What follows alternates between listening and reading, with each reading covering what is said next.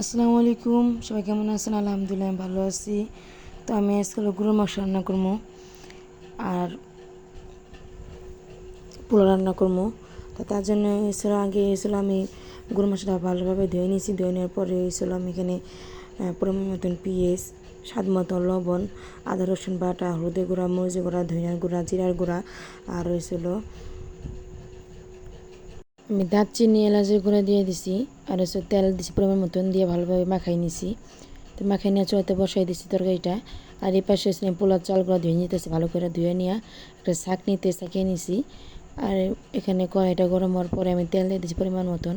তেল দিয়ে এখানে দারচিনি এলাচ দিয়ে দিছি আস্ত। তারপরে পরিমাণ মতন পেস্ট দিয়ে দিছি। পেস্টটা দেওয়ার পরে ভালোভাবে ভাজে নিছি। এখানে আদা রসুন বাটা দিছি, দিয়ে ভালোভাবে ভাজে নিতেছি। ভাজে নেওয়ার পরে আমি পোলার চালগুলো ঢেলে দিছি। দিয়া পোলার চালগুলো আমি ভালোভাবে ভাজে নিব। তারপরে আমি এই সাইডে আমার তরকারিটা বলক উঠে গেছে।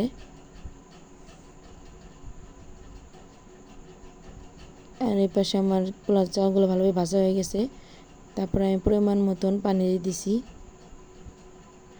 তো পানিটা দেওয়ার পরে একটু সবগুলো চালাই চালাই করে নিছি, মিশিয়ে নিছি।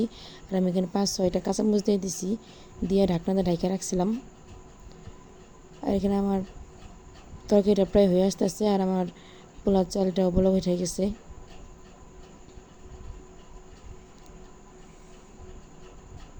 তো আমি আবার পোলাওটা ভালোভাবে একটু নাড়িয়ে দেখছি।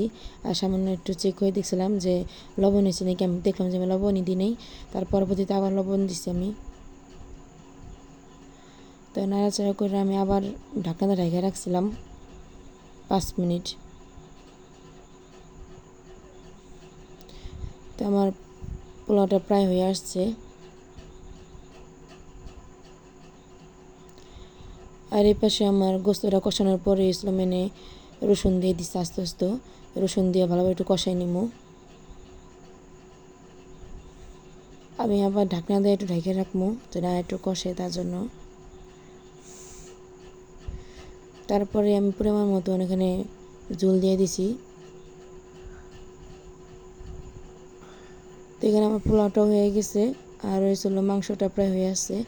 তো আল্লাহ হাফেজ।